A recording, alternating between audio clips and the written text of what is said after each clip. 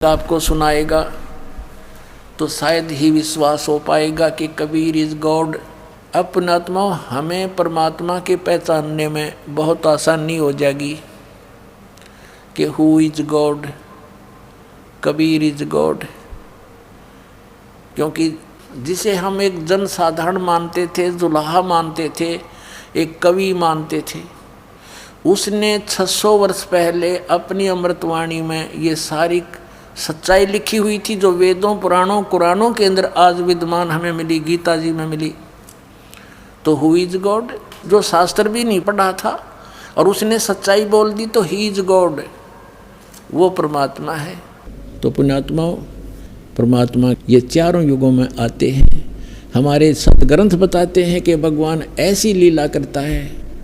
चारों युग में संत पुकारे, कूक को हम हेल रे, हीरे माणिक मोती बरसे, ये जग चुगता ढेल रे। सतयुग में सत सुकृत कह टेरा, त्रेता नाम मुनींदर मेरा, द्वापर में करुणा में कहाया, कलयुग नाम कबीर धराया। अब सत्सुकृत नाम से जब परमात्मा आए उस समय एक कमल के फूल पर विराजमान हुए। ये तो उनकी एक स्थायी लीला होती है, प्रत्येक युग में करते हैं। सतयुग में परमात्मा आए, सत्सुकृत नाम से प्रसिद्ध हुए और एक विद्याधर नाम का ब्राह्मण, दीपिका उसकी पत्नी, दोनों, उनके संतान नहीं थी, उम्र भी काफ़ी हो गई थी, 50-60 के आसपास, और उनको परमात्मा कमल के फूल के ऊपर एक सरोवर पर मिले थे, बालक रूप धारण करके। जैसा वो लीला करते ही करते हैं, शिशु रूप धारण करके आते। तो वो घर पर ले गए उठा करके। कई दिन तक उन्होंने अन्नपान कुछ नहीं किया, जलपान नहीं किया, चिंतित हुए। फिर परमात्मा ने स्वयं ही उनको कहा कि कंवारी गायें लाओ मेरे लिए। अब कंवारी गायें लाई गई, बछिया, उसने दूध देना शुरू किया। उससे परमात्मा ने दूध पान प्रारंभ किया, क्योंकि कंवारी गायें एक पवित्र गाय मानी जाता है, पवित्र पशु, और उससे परमात्मा सतलोक से दूध भेजते हैं अपने आत्मा। अभी तो विज्ञान ने इतना ही जो प्रोग्रेस की है कि एक स्थान से दूसरे स्थान पर सारी फिल्म भेज देते हैं, और परमात्मा मटेरियल भी भेज देता है। ऐसे ही वो साइंस वाले कभी नहीं कर पाएंगे। तो कहने का भाव ये है कि उस परमात्मा ने सतलोक से दूध मंगाया कंवारी गाय के अंदर, और वो पिया करते थे। कहने का भाव ये है कि वो लीला ऐसी करते ही करते हैं प्रत्येक युग में, और वेद इसकी गवाही देते हैं कि वो परमात्मा होता है जो शिशु रूप धारण करके आता है, और शिशु रूपधारी परमात्मा की परवरिश की लीला कंवारी गायों के द्वारा होती है। फिर बताते हैं त्रेता के अंदर परमात्मा एक मुनिंदर नाम के ऋषि नाम से प्रसिद्ध हुए। ऐसे ही वही आत्मा जो विद्याधर ब्राह्मण था, वही त्रेता के अंदर वेदविज नाम का ब्राह्मण हुआ, ऋषि हुआ। उस समय भी वो निसंतान थे, और जो उनकी पत्नी दीपिका थी वही आगे चल के सूर्या नाम की उसकी पत्नी रूप में जन्मा, सूर्य नाम हुआ उसका। तो उस समय उनको परमात्मा फिर मिले। उनको संतान नहीं दी क्योंकि उनके संस्कार में नहीं थी, जानबूझ कर नहीं दी भगवान ने कि इनको निकालना है। द्वापर युग में परमेश्वर आए और करुणा में नाम से प्रसिद्ध हुए। एक बाल्मीक था, भिक्षु नाम का बाल्मीक, और उसकी पत्नी थी गोदावरी, और वो निसंतान थे। उनको परमात्मा ऐसे ही कमल के फूल पर मिले थे, शिशु रूप धार करके। उनके घर पे परवरिश होने से वो बाल्मीक कहलाए। अब ये जाति तो हमने बना रखी, भगवान के लिए सब जीव बराबर हैं, एक जैसे हैं। वो तो दृढ़ भक्त अच्छी आत्मा से किसी मजहब जाति धर्म में हो वहीं पहुंच जाते अपने बच्चों के लिए, क्योंकि सारे उसके बच्चे हैं।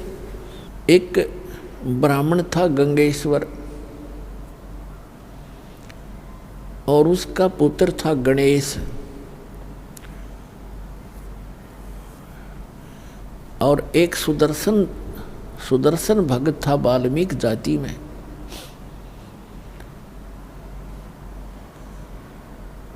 वो परमात्मा का भक्त बना जब करुणामय नाम से आए हुए थे। सुदर्शन नाम का एक भक्त, उसी अपनी लीला अनुसार परमात्मा सन 1398 संवत 1455 ज्येष्ठ सुदी पूर्णमासी, जो आज ये शुभ दिन हम मना रहे हैं, इस दिन वो परमात्मा यहाँ सतलोक से चलकर आए थे, एक शिशु रूप धारण करके भारत की पवित्र धरती, पवित्र शहर काशी के अंदर एक लहर तारा तालाब शहर से लगभग 4 किलोमीटर की दूरी पर था, आज भी विद्यमान है वो। उसमें विकसित कमल के फूल के ऊपर आकर एक शिशु रूप धारण करके परमात्मा विराजमान हुए थे। एक नीरू नीमा नाम के जुलाहा थे, उनके इसी जन्म की थोड़ी सी हिस्ट्री सुनाते हैं। वो पहले ब्राह्मण थे, गौरी शंकर और सरस्वती उनका नाम था। वो दोनों भगवान शिव के परम भक्त थे, बहुत निस्वार्थ भाव से कथा किया करते थे, किसी भी जनता को भ्रमित नहीं करते थे। जो भी दीक्षिणा उनको प्राप्त होती थी उससे अपना निर्वाह करते थे। दीक्षा से प्राप्त शेष बचे धन को भंडारा कर दिया करते थे, संग्रह संचन नहीं करते थे। इस बात से मुसलमान बहुत अक्षुब्ध हुए। उनको ये भी मालूम था कि अन्य ब्राह्मण जो हैं गुरु, वो गौरी शंकर से ज़्यादा ईर्षा रखते हैं, क्योंकि उनका बोलबाला उनसे अधिक हो गया था, क्योंकि वो निस्वार्थ कथाएं किया करते थे। अन्य केवल गुमराह किया करते थे, जंतर मंतर करके दुनिया को भटका भरमा के अपनी रोजी रोटी किया करते थे। मुसलमानों को इस बात की चिंता हुई कि ये गौरी शंकर हिंदू धर्म का प्रचार घना कर रहा है और इसको मुसलमान बनाया जाए। उनको ये भी मालूम था कि अन्य धर्मगुरु जो ब्राह्मण हैं वो इससे ईर्षा रखते हैं, इसका साथ नहीं देंगे, जिस कारण से उनको उसी जन्म में बाई फोर्स मुसलमान बना दिया था। पहले निर्वाह चलता था दीक्षा से, लेकिन फिर वो दीक्षा बंद होगी, वो मुसलमान बना दिए गए। उनका नाम रख दिया नीरू और नीमा। नूर अली नाम रख दिया गौरी शंकर का, और सरस्वती का नाम रख दिया नियामत। उसको अब भ्रंश करके जैसे कहने लग जाते हैं, नीरू और नीमा कहने लगे। अब उनके सामने दो समस्याएं खड़ी हुई, एक तो निर्वाह की, दूसरी गंगा स्नान मुसलमान नहीं कर सकते थे उस पंचगंगा घाट पर, जिस कारण से गौरी शंकर सरस्वती ने अपने निर्वाह के लिए, तो नीरू और नीमा ने अपने निर्वाह के लिए जुलाहे का कार्य शुरू कर दिया। उसमें कोई पैसा नहीं लगता था, 3-4 डंडे गाड़ लिए जाते हैं, खड्डी बना ली जाती है, उसमें वो परमात्मा अपना, परमात्मा के जो मुँह बोले माता पिता हुए वो अपना निर्वाह करने लगे। अब उनके सामने दूसरी समस्या ये थी कि वो गंगा में स्नान नहीं कर सकते थे, और प्रतिदिन स्नान करके अपनी नित्य क्रिया करना उनका एक स्वभाव बन गया था। भले ही वो मुसलमान बन गए थे, भले ही नमाज भी करने लग गए थे, लेकिन भगवान शंकर की श्रद्धा उनके हृदय से गई नहीं थी। अब वो प्रतिदिन स्नान करने के लिए लहर तारा नामक तालाब पर जाया करते थे। ब्रह्म मुहूर्त में प्रतिदिन स्नान करके आते थे। और लहर तारा तालाब कैसे बना था? वर्षा के दिनों में दरिया गंगा बहुत फुल भर के चलती है, कई बार ओवरफ्लो भी कर जाती है, और लहरों के द्वारा गऊ घाट के ऊपर से लहरों से पानी उछल उछल कर एक गड्ढे में चला जाया करता था,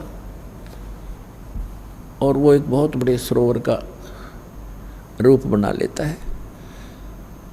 उसके अंदर कमल के फूल विकसित हो जाते हैं, और गंगा का जल निर्मल रहता है, वो खराब होता नहीं। तो नीरू नीमा प्रतिदिन स्नान करने जाया करते थे। ज्येष्ठ सुदी पूर्णमासी जो शुभ दिन है, इस दिन वो परमात्मा सतलोक से चलकर आए, और उसी लहर तारा तालाब में कमल के फूल पर एक शिशु रूप धारण करके विराजमान हुए।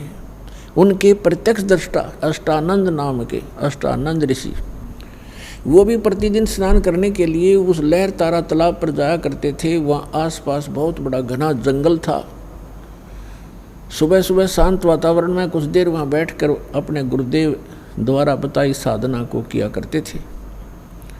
उस दिन वो वहाँ पहुँचे हुए थे, अष्टानंद जी वहाँ बैठे हुए थे। आकाश से एक प्रकाश का गोला सा आया।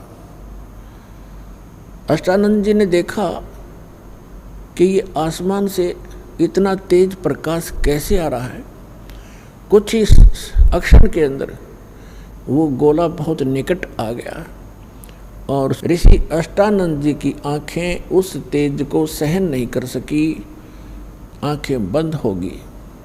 जैसे हम कभी कभी सूर्य की तरफ देख लेते हैं तो हमारी आंखें ज़्यादा समय तक नहीं देख पाती, तुरंत बंद हो जाती हैं, हमने साइड में करनी पड़ती है, नीचे को करनी पड़ती है।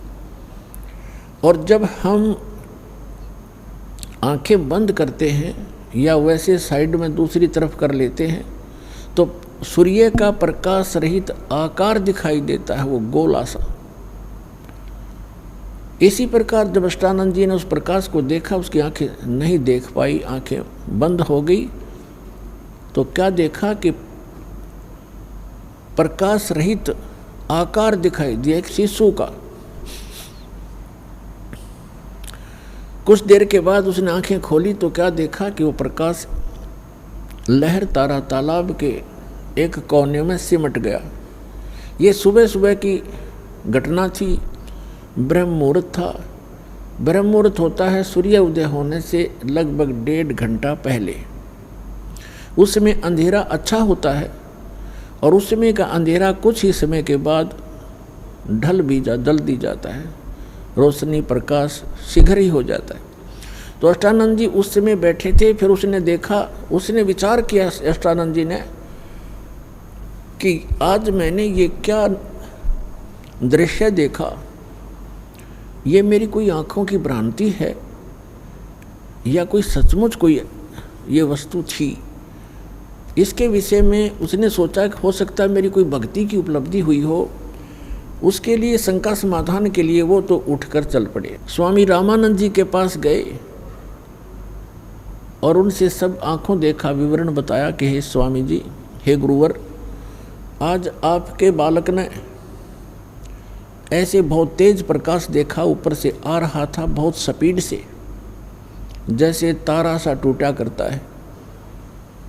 और जो ही वो निकट आया मैंने देखा तो मेरी आंखें बंद हो गई, सहन नहीं कर सकी उस तेज को। आंखें बंद हुई तो मैंने क्या देखा गुरुवर कि एक शिशु रूप दिखाई दिया। दोबारा मैंने आंखें खोली तो सामने क्या देखा कि वो प्रकाश उस लहर तारा तालाब के एक कोने में सिमट गया। फिर मुझे कुछ दिखाई नहीं दिया अंधेरे में।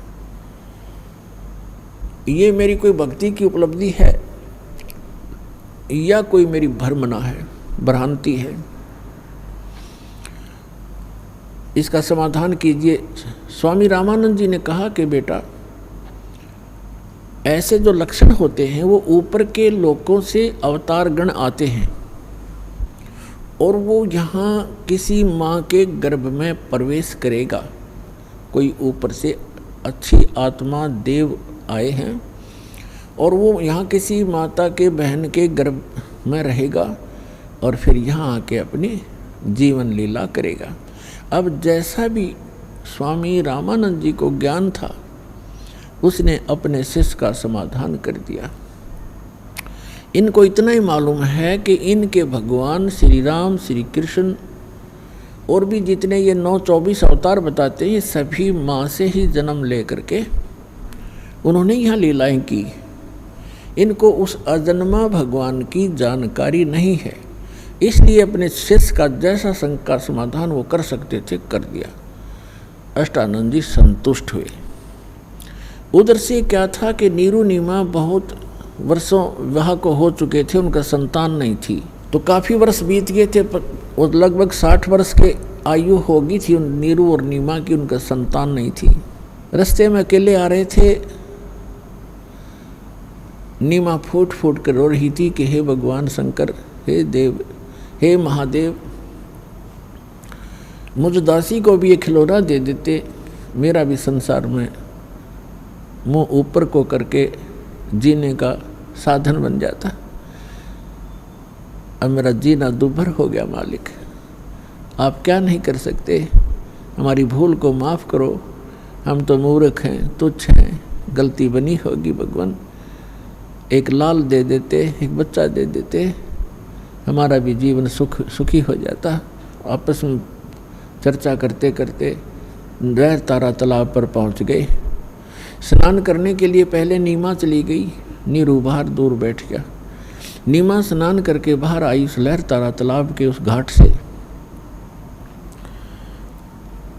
उसके बाद नीरू स्नान करने के लिए तालाब में प्रवेश किया। तब तक रोशनी सी हो गई थी, थोड़ी थोड़ी उजाला सा हो गया था, सूर्य उदय नहीं हुआ था।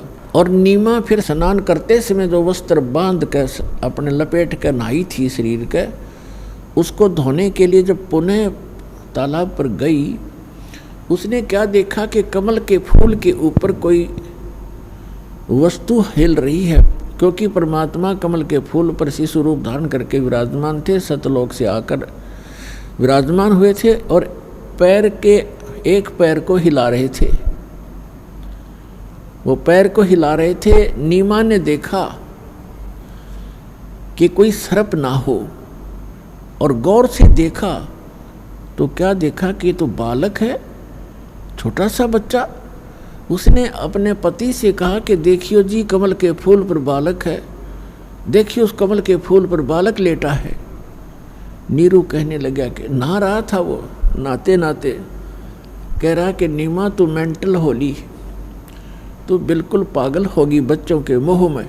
अब तुझे सरोवर के अंदर जल में, गहरे जल में भी बच्चे दिखाई देने लगे, तो कुछ संतोष कर, कुछ सब्र कर। तो वो फिर जोर से कहने लगी देखियो जी, सचमुच देखो देखो देखो सामने। अब उसने सोचा देख तो लूं, या पागल किसको क्या कह रही है। उसने जो ही जिस तरफ वो संकेत कर रही थी ध्यान से देखा तो सचमुच एक कमल के फूल पर बालक लेटा है। अब उसने भी आव देखा ना ताव देखा, कमल के फूल समेत तोड़ लिया, उठा लिया और अपनी पत्नी को थमा दिया कि सचमुच ये तो बालक, यहाँ डूब जाता तो शुक्र है तुमने बता दिया। अब वो बच्चे को लेकर इतना प्यार करती है और सौ शुक्र मनाती है अपने शंकर भगवान के कि हे भोलेनाथ, हे परमात्मा, आज ही हृदय से पुकारा था, आज ही आपके ने अपनी दासी की पुकार सुन ली। ओए होए, कितना सुंदर बालक दे दिया, सीने को लगावे, कभी उसका मुंह चूमे, प्यार करे और सौ शुक्र मनावे शंकर भगवान के। अपना आत्मा हमारे साथ ऐसे बना हुआ है, करता है सारा कुछ परम अक्षर ब्रह्म जो सर्वशक्तिमान है कबीर भगवान। और हमें जो कुछ भी यहाँ उपलब्धि हो रही है अपने संस्कार वश, उनका क्रेडिट हम देते रहे ब्रह्मा जी, विष्णु जी और शिव जी और अन्य देव देवताओं को। ये हमारी भूल थी। अब इस बच्चे को अपनी पत्नी को थमा दिया नीरू ने, और नीमा लेकर जल से बाहर आकर उसका प्यार करती है, कभी मुंह चूमती है, कभी सौ शुक्र मनाती है। क्या बताते हैं कि जब वहाँ आए, परमात्मा को लेकर आए, आसपास के लोग इकट्ठे हो गए, यहाँ तक काशी के राजा तो थे वो भी देखने आए कि इतना सुंदर बालक है, भगवान कमाल हो गया। गगन मंडल से उतरे सतगुरु पुरुष कबीरे, नाम लिए बंद टूटे हैं और टूटे जम जंजीरे। 84 बंधन कटे वो कीनी कल्प कबीरे, भवन चतुर्दश लोक सब ये टूटे जम जंजीरे। अनंत कोट ब्रह्मांड में वो बंदी छोड़ कहाए, सतगुरु पुरुष कबीरे हैं वो जननी जने नमाए। महाराज जी, पवित्र वेदों, शास्त्रों, श्रीमद् भागवत गीता, श्री गुरु ग्रंथ साहिब, पवित्र कुरान शरीफ व बाइबिल आदि में कहाँ प्रमाण है कि कबीर साहिब भगवान है? कृपया प्रमाण सहित बताइए। तो पुण्यात्माओं, बिना बताए पता कैसे चले? स्वयं परमात्मा आए थे, 120 वर्ष रह के चले गए। हम लाल की पहचान करना जानते नहीं, इस कारण से मार खाते रहे। और एक तो कहना होता है, विद प्रूफ करूंगा कि इस विषय में किसी के पास ज्ञान नहीं, किसी के पास समाधान नहीं, और कबीर जैसा भगवान नहीं, और इस परमात्मा के दास को जो प्राप्त है, कबीर परमात्मा का दिया हुआ ऐसा कोई ज्ञान नहीं।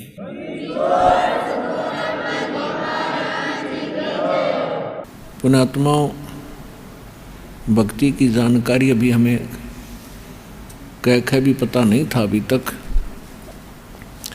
क्योंकि जितने भी धर्म गुरु जिनके हम संपर्क में रहा करते थे, उनको स्वयं नहीं ज्ञान था भगवान कौन है, कैसा है, कहाँ रहता है और उसकी प्राप्ति कैसे होती है। कोई प्रूफ प्रमाण उनके पास नहीं था। और कबीर परमात्मा को कवि कहने लगे हम अज्ञानता से। उन्होंने जो ज्ञान दिया है वो 4 वेद, 18 पुराण, 6 शास्त्र, महाभारत, श्रीमद् भगवद गीता, कुरान और पुराण बाइबल, इन सभी का एक मिला जुला ज्ञान है। जो उनके अंदर ज्ञान है वो तो ज्ञान इसमें है ही है, परमात्मा के द्वारा दिए ज्ञान में। जो उनके अंदर ज्ञान उपलब्ध नहीं है, जो भक्ति विधि नहीं है और वो तत्व ज्ञान नहीं, वो भी बता रखा है। तो वो परमात्मा थे, भले ही हम उनको कवि कहने लगे। तो जिस प्रकार परमात्मा दूसरी प्रकार की जो स्थिति है, प्रत्येक युग में एक बालक रूप धारण करते हैं, धीरे धीरे बड़े होते हैं, तो उस समय जब वो बालक रूप में प्रकट होते हैं, ये भी एक उन भगवान के पहचानने के लक्षण हैं कि वो बचपन में किसी माँ का दूध नहीं पीते, कंवारी गायों का दूध पीते हैं। तो कंवारी गायों के दूध से उनके परवरिश की लीला होती है। ये वेद बताते हैं। ऋग्वेद मंडल नंबर 9 सूक्त नंबर 1 मंत्र 8 और 9 में ये दोनों प्रमाण हैं। 3 प्रकार की सती परमात्मा धारण करते हैं और नवजात शिशु रूप में जब प्रकट होते हैं उस समय उनकी परवरिश की लीला कंवारी गायों से होती है। और परमात्मा कबीर जी ने 600 वर्ष पहले जब वो आए थे, ये लीला की थी। उन्होंने यही लीला की थी।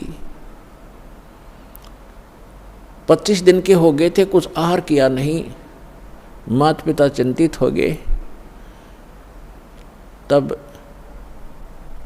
भगवान शिव आए शिवपुरी से, कबीर परमात्मा के आदेश से, क्योंकि यहाँ के जैसे एक प्रांत के मंत्री होते हैं, तो जैसे प्रधानमंत्री यहाँ आएगा तो उसकी व्यवस्था यहाँ के मुख्यमंत्री और मिनिस्टर वही करवाते हैं, आगे खड़े हो जाते हैं। तो इस प्रकार ये यहाँ के मंत्री हैं। श्री ब्रह्मा जी रजोगुण विभाग के, श्री विष्णु जी सतोगुण विभाग के और श्री शिव जी ये तमोगुण विभाग के। तो भगवान शिव के क्योंकि जो नीरू और नीमा नाम के जो दुल्हा थे वो उसी जन्म में ब्राह्मण थे। गौरी शंकर और सरस्वती उनका नाम था। मुसलमानों ने उनको ज़बरदस्ती बाई फोर्स उनको मुसलमान बना दिया था। हिंदुओं ने उनको अपने जाति से अलग कर दिया था। तो पहले वो उनकी रोजी रोटी कथा करके प्राप्त उस दक्षिणा से चला करती थी, वो बंद होगी। इसलिए उन्होंने जुलाहे का कार्य शुरू किया था और जिस कारण से वो जुलाहा कहलाए। तो वो शिव के पुजारी थे जब वो ब्राह्मण थे, लेकिन भले ही मुसलमान बन गए थे, लेकिन भगवान शिव की याद उनको फिर भी सता रही थी। तो भगवान शिव से उन्होंने अर्ज की थी नीरू और नीमा ने कि हे भगवान, हे शिव जी, पहले तो हमारे कोई संतान नहीं थी, आपने दया बख्शी, कमल के ऊपर ये बालक दे दिया, अब ये खा कुछ नहीं रहा, 25 दिन हो गए, उसके मुंह की तरफ देख रहे हैं, रो रहे हैं। तो तब परमात्मा की प्रेरणा से भगवान शिव वहाँ आए और परमात्मा को गोदी में लेकर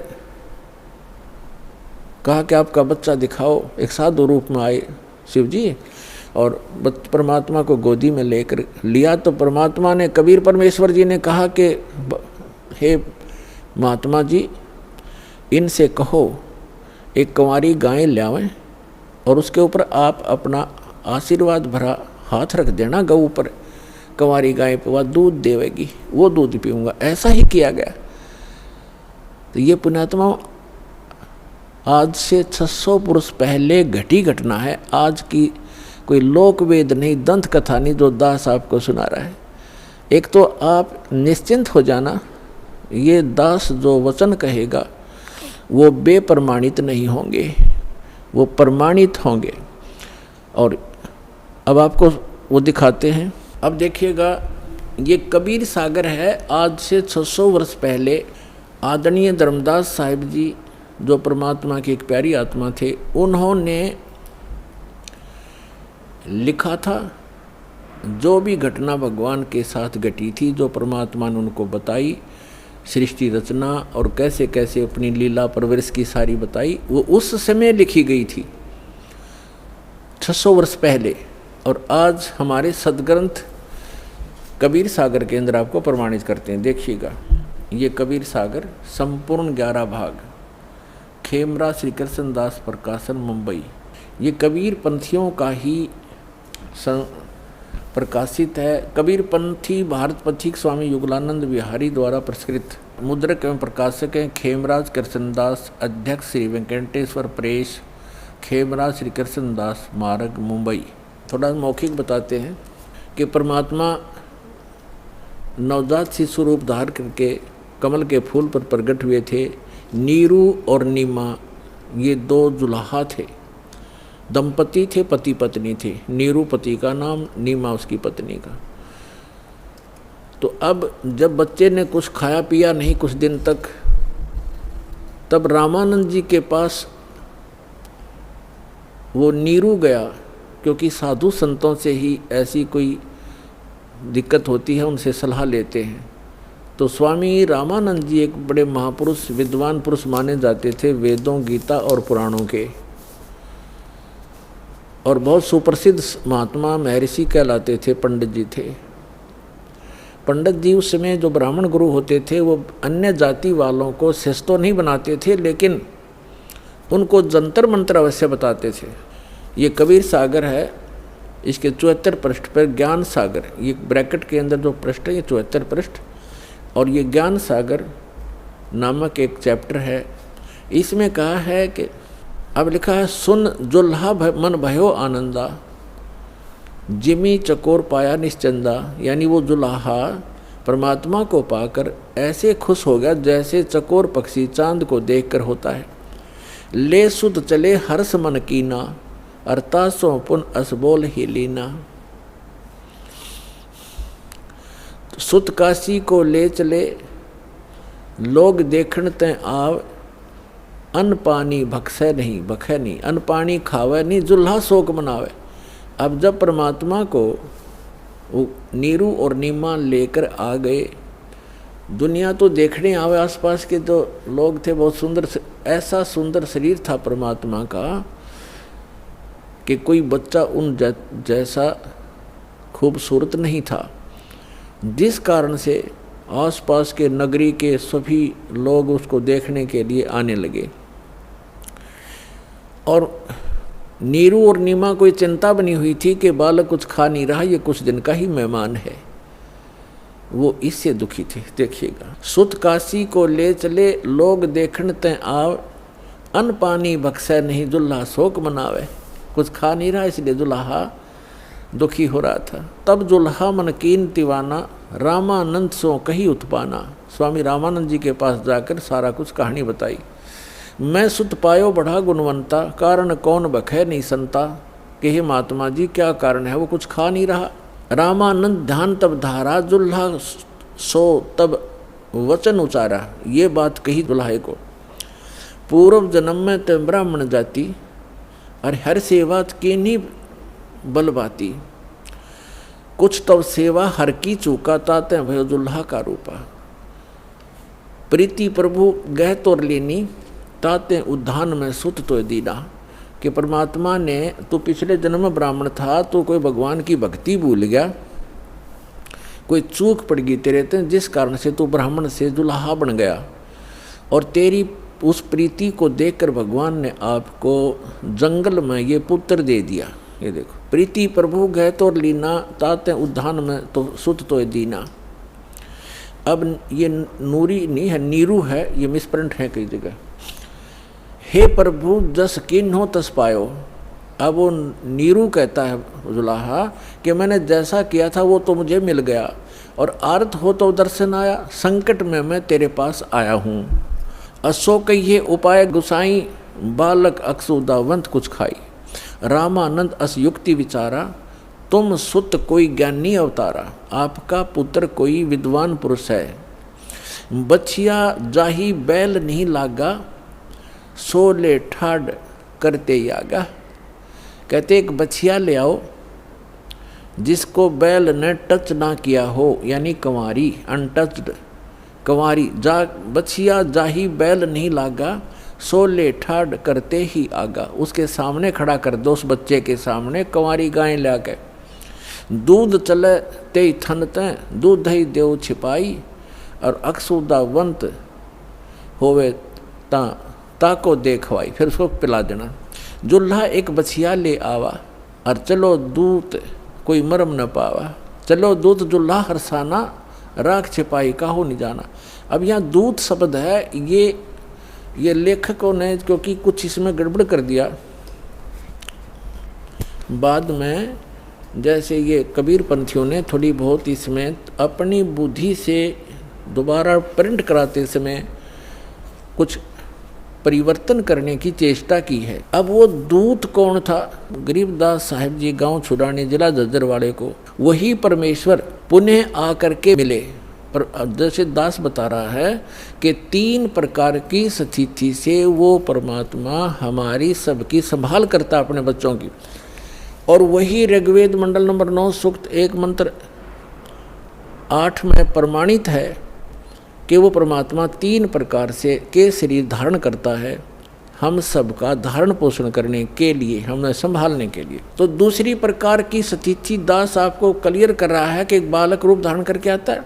और तीसरी प्रकार की स्थिति में वो परमात्मा जहाँ चाहे कभी भी किसी साधु महात्मा संत के रूप में प्रकट होकर अपनी प्यारी आत्माओं को, अच्छी आत्माओं को मिलकर उनको तत्व ज्ञान से परिचित कराते हैं।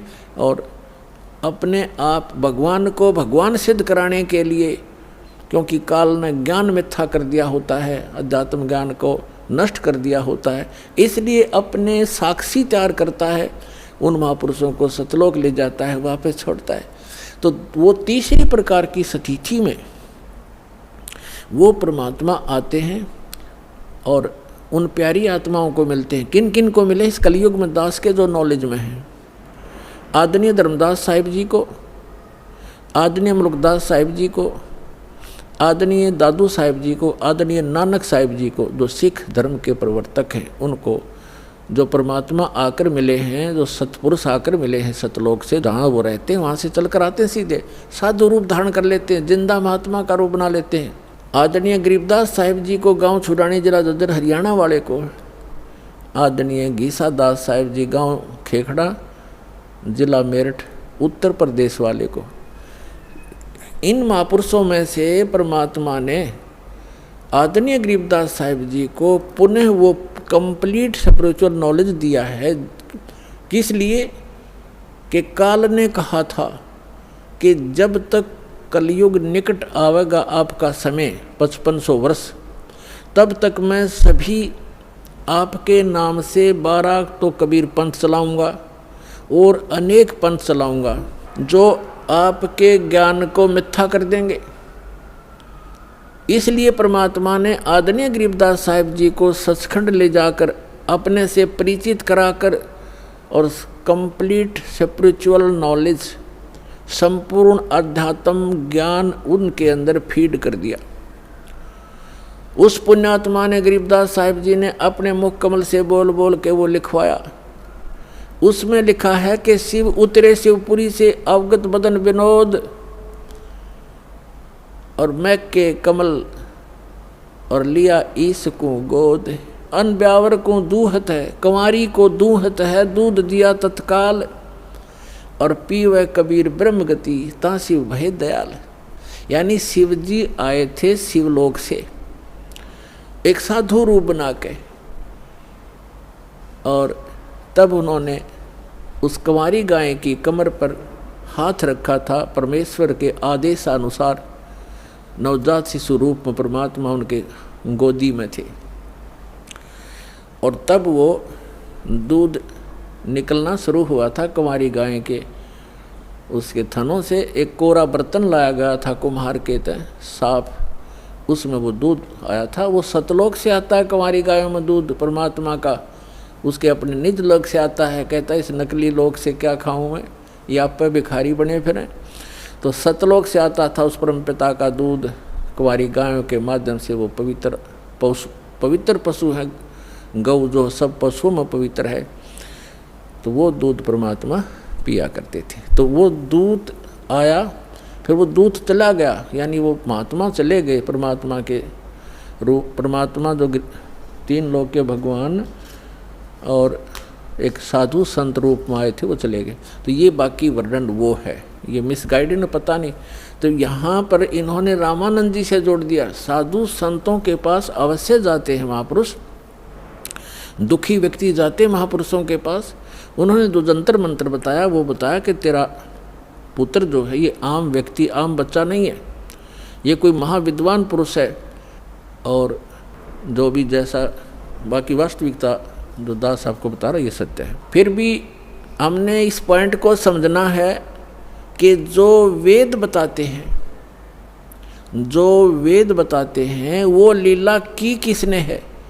जो वेदों में वर्णित लीला जिसने की ही इज गॉड। जो वेदों में पर लिखे हैं लक्षण भगवान के और जिसने ये लीला की है ही इज गॉड, वो है परमात्मा।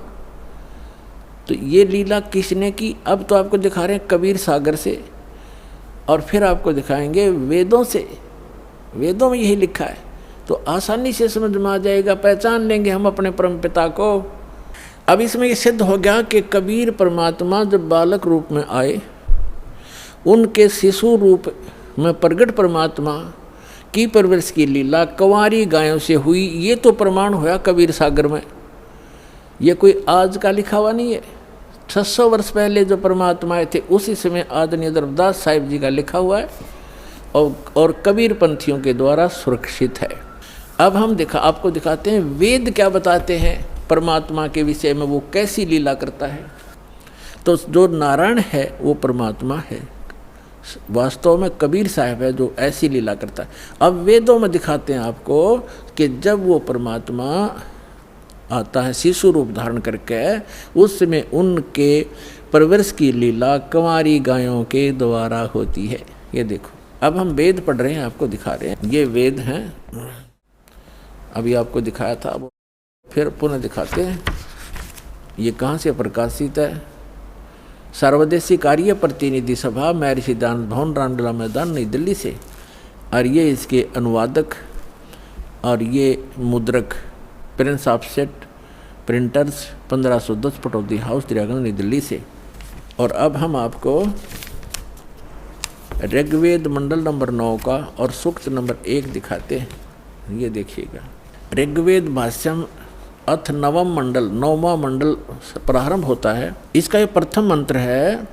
इसमें क्या लिखा है कि हे सोम स्वभाव परमात्मन, यानी परमात्मा की महिमा चल रही है। सोम माने परमात्मा, सोम, ये भी ध्यान रखना, अभी आगे चल के आपको ये हेल्प करेगा इस ज्ञान को समझने में। ये 1 नंबर मंत्र, मंडल नंबर 9 सूक्त नंबर 1 का अब मंत्र नंबर हम दूसरा पढ़ रहे हैं। इसमें है हे परमात्मन आप, है ना, परमात्मा की महिमा चल रही है, ये ध्यान रखना।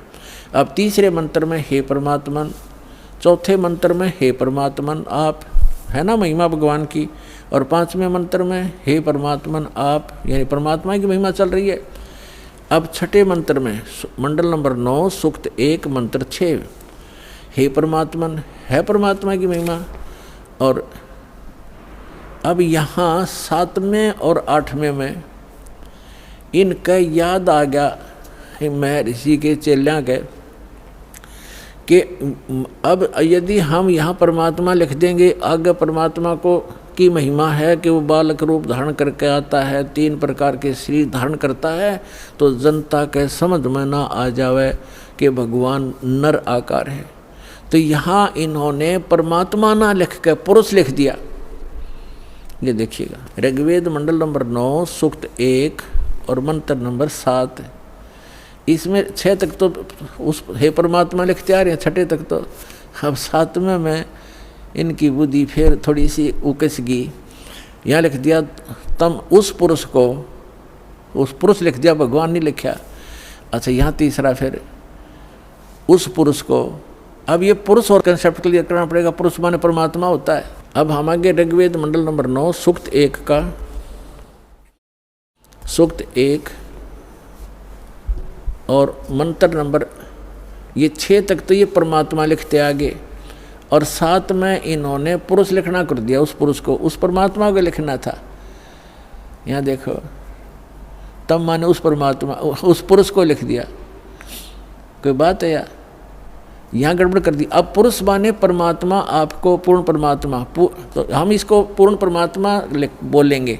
उस पूर्ण परमात्मा को उग्र गतियाँ प्रेरणा करती हैं, यानी जब संसार में हाहाकार मच जाती है और अध्यात्म गुरु जो है अज्ञानी हो जाते हैं, उनका उद्देश्य केवल जनता को ठगना ही हो जाता है, और हाहाकार मच जाती है, सब प्राणी दुखी हो जाते हैं, तो परमात्मा दुखी होता है, क्योंकि हम सभी उनके बच्चे हैं, वो हमारा पिता है, तो अपने का दुख अपनों को ही होता है।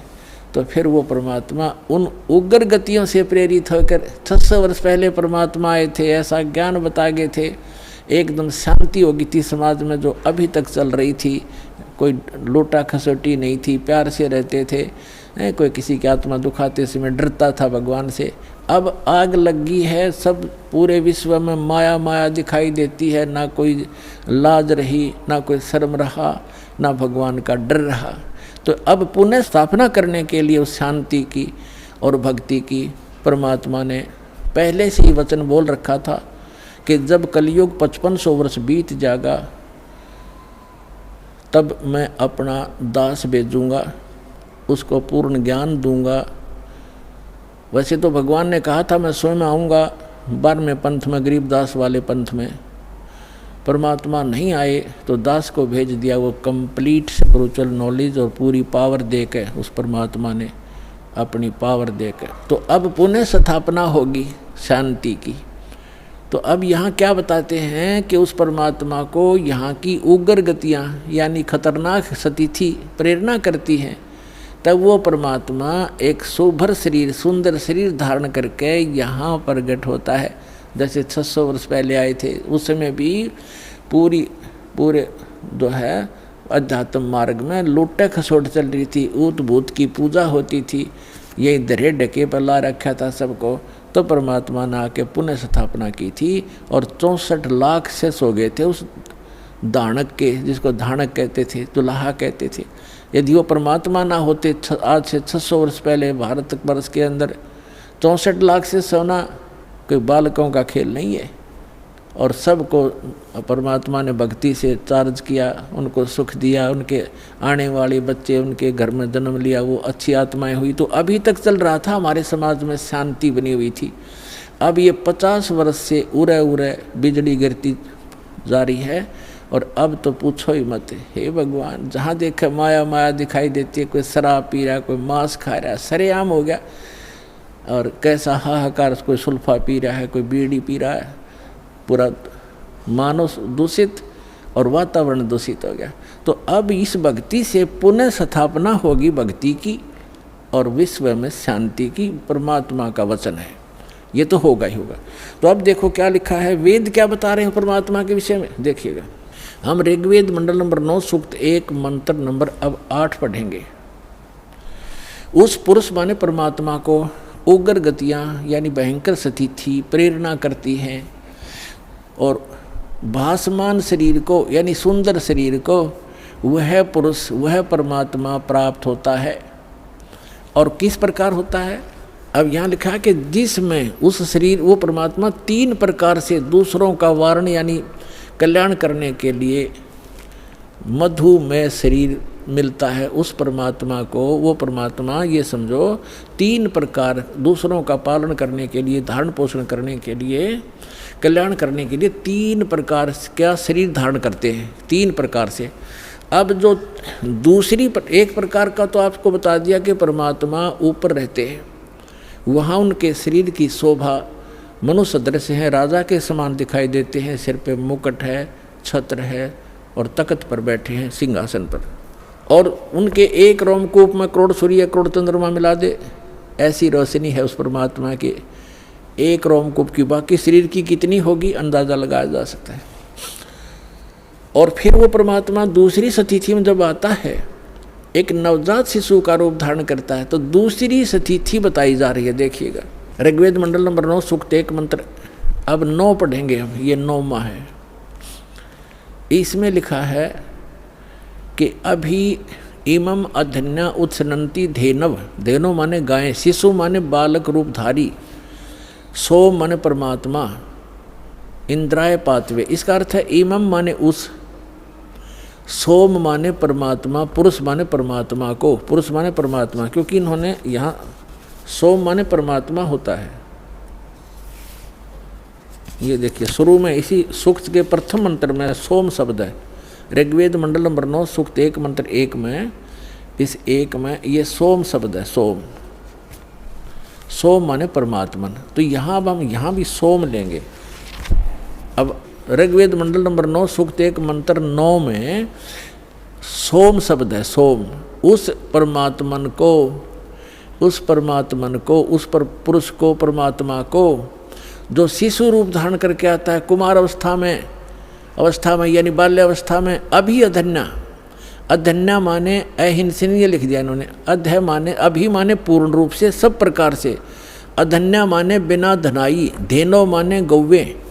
हमारे यहाँ अपने जो हमारे यहाँ क्षेत्र में हरियाणा के अंदर जो गायें दूध, नए दूध नहीं होती, गर्भ धारण नहीं किया जिसने, तो उसको ये कहते हैं ये बिना धनाई है, अधन्या।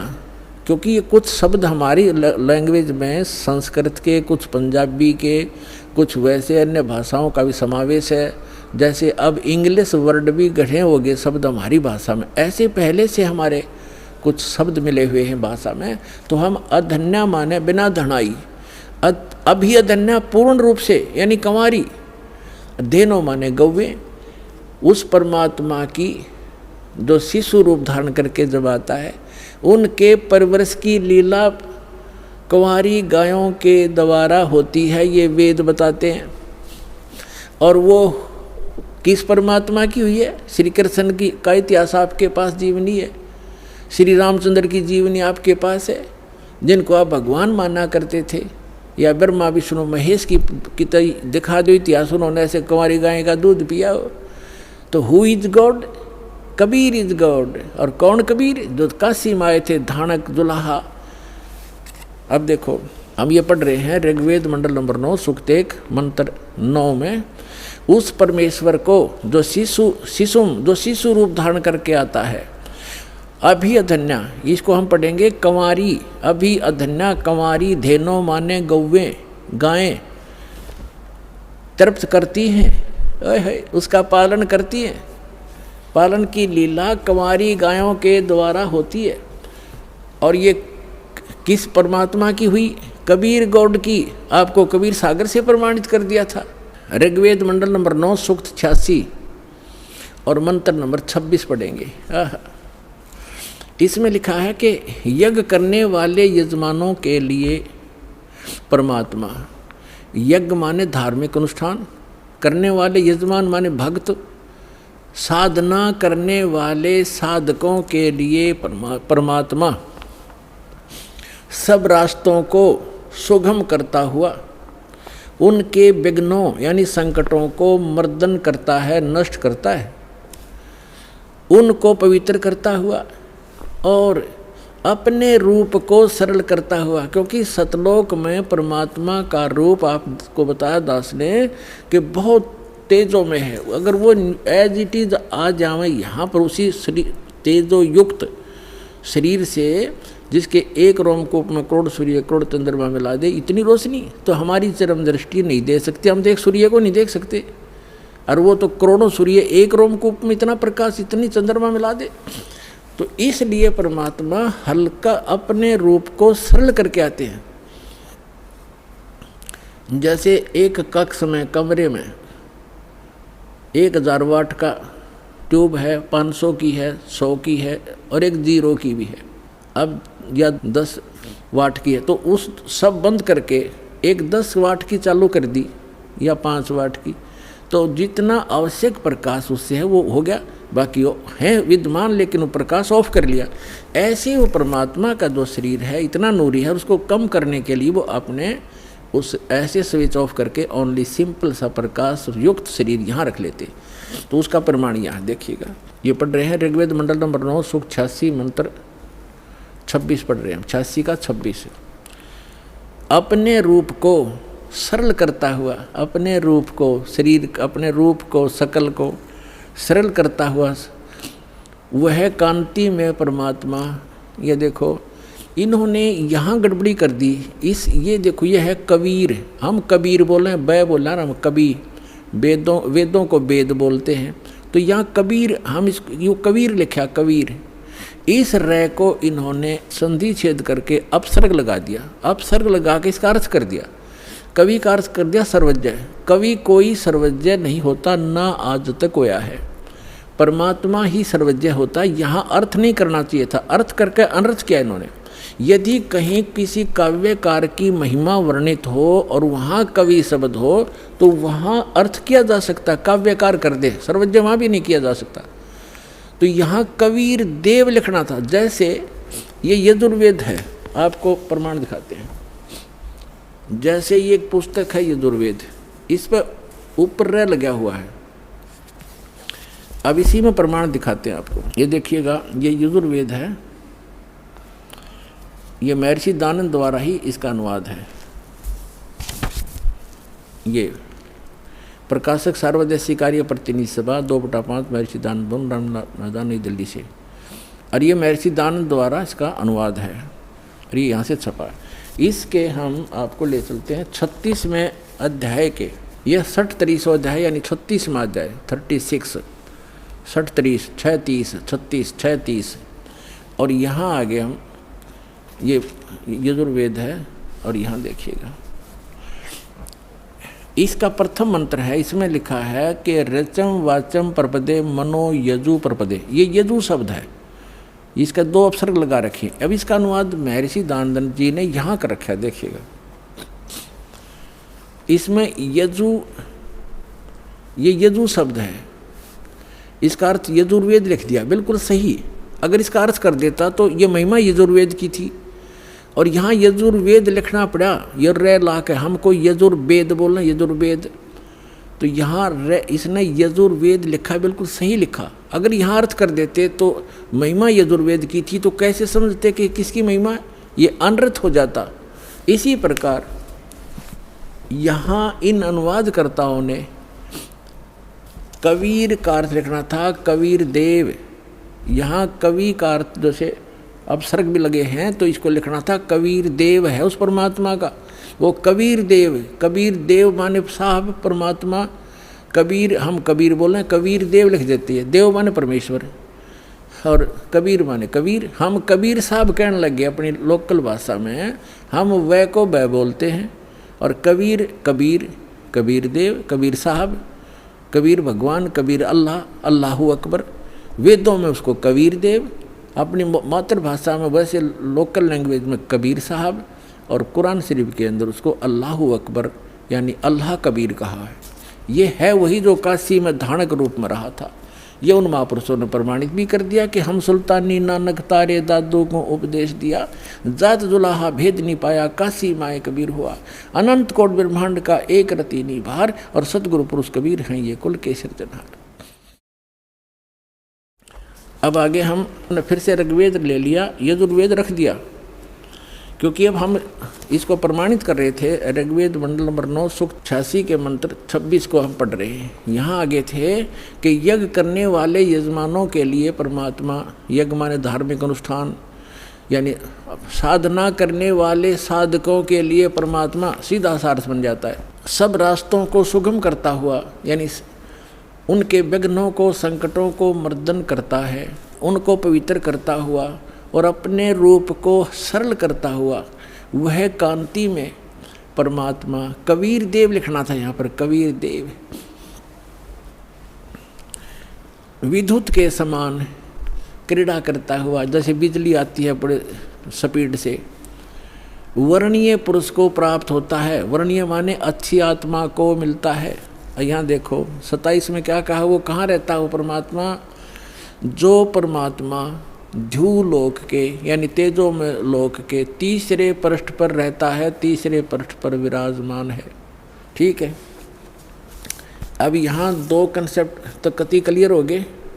वो परमात्मा ऊपर के लोक में रहता है, ध्युलोक के यानी तेजो में लोक के भी तीसरे स्थान पर।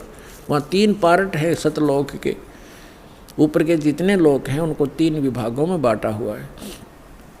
तो उनके सबसे ऊपर के लोक में बैठा हो परमात्मा। और वहाँ से अब आगे दिखाते हैं, बिजली जैसी गति से आता है, जैसे बिजली 1 सेकंड में पहुँच जाती है, और अच्छी आत्माओं को मिलता है और वो वहाँ ऊपर रहता है। और अब देखो ऋग्वेद मंडल नंबर 9 सूक्त 82 का मंत्र 1 दिखाते हैं, 1 और 2 आपको स्पष्ट कर देगा। ये देखिएगा, ऋग्वेद मंडल नंबर 9 सूक्त 82 और मंत्र नंबर इसका यहाँ 82 यहाँ से शुरू होता है, इसका मंत्र 1 है ये रहा। इसमें है कि वो अमर परमात्मा, सोम माने सर्वोत्पादक प्रभु, सबकी उत्पत्ति करने वाला परमात्मा, प्रकाश रूप सद्गुणों की वृष्टि करने वाला, पापों का हरण करने वाला। महर्षि दानंद कहता भगवान पाप नाश नहीं करता, आयुर्वेद कहते हैं पापों का हरण करने वाला, नाश करने वाला है। राजेव, राजा के समान, राजेव। ये देखना, हम 269 पृष्ठ पर पढ़ रहे हैं, नहीं तो नो कहेंगे दूसरा पृष्ठ बदल गया होगा। अब 270 पर दिखाते हैं आप, ये 270। राजा के तो उधर पढ़ दिया समान, राजा के समान दर्शनीय है, दसम देखण योगा है, राजा के समान है देखने में। पृथ्वी आदि लोक लोकांतरों के चारों ओर शब्दमान हो रहा है। वह है वर्णीय पुरुष को, अच्छे आत्मा, अच्छे भगत को, अच्छे व्यक्ति को, जो दृढ़ भक्त है, जो दृढ़ भक्त है, जो पक्के भक्त है, उनको पवित्र करता हुआ प्राप्त होता है, उनको मिलता है। जिस प्रकार विद्युत आकाशीय बिजली स्नेह वाले स्थानों को आधार बनाकर प्राप्त होता है, जैसे पहले वर्षा के दिनों में हमारे घरों में एक कांसी धातु होती थी, कांसी, उसके थाली बेले गिलास कटोरे हुआ करते थे। और हमारी दादी जी कहा करती थी हमारी माताओं से, चाची ताइयों से, कि बाहर जो थाली रखी होती, बेले रखे होते कांसी के, कहा करती इनको अंदर रखो, क्योंकि कांसी की धातु पर, थाली पर बिजली गिर जाती है आकाश की, क्योंकि उसका अट्रैक्शन होता है। तो यहाँ यही कहा है, वेद बता रहे हैं कि वो परमात्मा अपने उन पुण्य आत्माओं को ऐसे प्राप्त, ऐसे आधार बनाकर प्राप्त होता है, उसका अट्रैक्शन होता है उन अच्छी आत्माओं, दृढ़ भक्तों में। जिस प्रकार आकाशीय बिजली धातु विशेष पर अट्रैक्ट होकर उसी पर आधार बनाकर आती है। बता के कसर छोड़ दी, क्या कमी छोड़ दी वेद ने बताने में। अब आगे देखो, ऋग्वेद मंडल नंबर 9 सूक्त 82 का मंत्र नंबर 1 आपने पढ़ लिया। अब 2 में क्या बताया है, किस लिए आता है वो? हे परमात्मन, उपदेश करने की इच्छा से आप, ओहो, यानी ज्ञान देने के लिए, यथार्थ ज्ञान देने की इच्छा से आप महापुरुषों को प्राप्त होते हैं। हो गया स्पष्ट? यही स्पष्ट करना था कि जैसे आकाशीय बिजली आती है, गतिशील होकर के यहाँ आते हैं। और देखो ऋग्वेद मंडल नंबर 9 सूक्त 82 का मंत्र नंबर 3 में क्या कहा है, पवित्र यज्ञों में रक्षा से आप प्राप्त होते हैं। पृथ्वी आदि लोकांतरों में गति करते हुए, सर्वव्यापक नहीं, आप है, गति करते हुए, ये गलत लिखा है, इन्हें अपनी सोच थोड़ी अड़ाई है। आप माने आप स्वयं गतिशील होकर विराजमान होते हैं।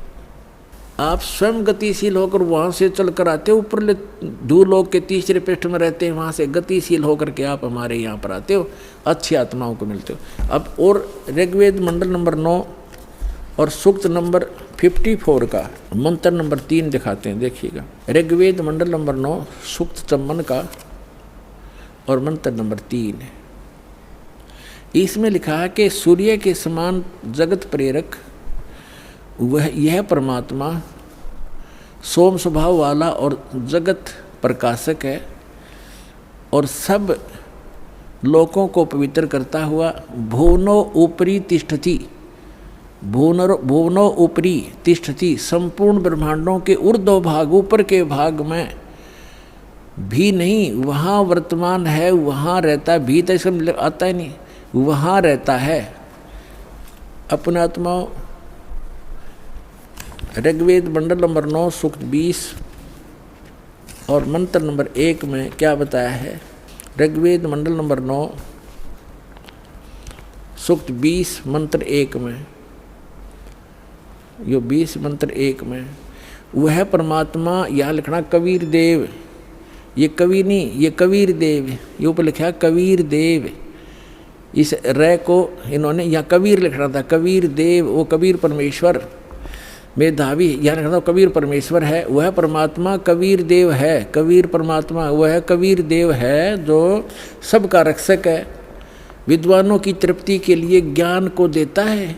विद्वान यानी वही आकर के वो ऐसा ज्ञान देता जिससे बुद्धिमान लोग तृप्त होते हैं, संतुष्ट होते हैं, और सहनशील है, संपूर्ण दुष्टों को संग्रामों में यानी ज्ञान के युद्ध में तिरस्कृत करता है, सबको पराजित कर देता है अपने तत्व ज्ञान से। नानक साहिब जी ने कहा था, फाई सूरत मुल्क की वेश, ए ठगवाड़ा ठगी देश, खरा सियाणा बोता बार। लोगों ये धानक रूप रहा करतार, देखो ये धानक रूप, ये दुल्हा रूप में बैठा है, ये भगवान, ये भगवान। ये श्री गुरु ग्रंथ साहिब जी के प्रश्न नंबर 24 पर ये वाणी पूरी अंकित है। गुरु ग्रंथ साहिब के 721 पृष्ठ पर कहा है कि एक अर्ज गुप्तम पेश तोदर कून करतार, हक्का कबीर करीम तू बे ए परवरदिगार। हक्का कबीर माने सत कबीर। भाई बाले वाली जन्म साखी, भाई चतर सिंह जीवन सिंह अमृतसर तक, भाई बाले वाली श्री गुरु नानक देव जी की जन्म साखी, ये यहाँ से छपी अमृतसर से, ये इधर भी देखेंगे। यहाँ पृष्ठ नंबर 197 पे काजी रुकन दीन सूरा था, उसके साथ वार्ता हो रही है नानक जी की। नानक आखे रुकन दीन सच्चा सुनो जवाब, चारों कूट सलाम कर ता तू ही होए सवाब। अब 198 पे कहते हैं, खालक आदम सिरजिया आलम बड़ा कबीर, और कायम दायम कुदरती सिर पीरां दे पीर। अब देखो यहाँ आलम बड़ा कबीर और सब पीरां दे पीर, सिर पीरां दे पीर, इसका अर्थ इसी दासा हो गया। जिस खालक यानी परमात्मा ने आदम जी की रचना की, आदम जी को उत्पन्न किया, वह आलम माने परमात्मा, बड़ा यानी सबसे सुप्रीम, सबसे सर्वशक्तिमान वो कबीर परमात्मा है जिसने आदम की भी रचना की।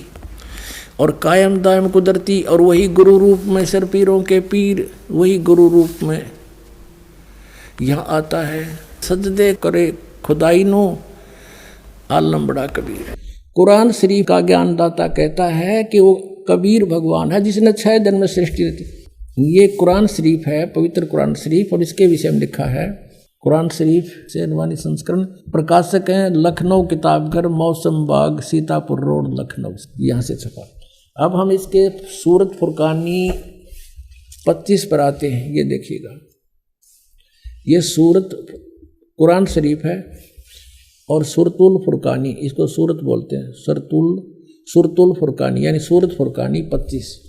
अब इसमें यहाँ से देखेंगे ये देखिएगा, ये 52 नंबर आयत है। 51 यहाँ समाप्त होती है, ये 52 शुरू होती है।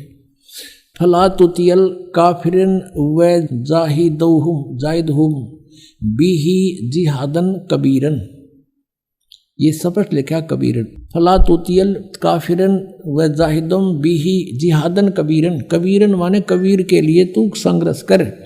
वो तो काफिर जो है वो नहीं मानते कबीर इज गॉड, लेकिन मैं कह रहा हूँ वो कबीर है सब कुछ। अब यहाँ कबीरन कहो, कबीर कहो, खबीर कहो, खबीरा कहो।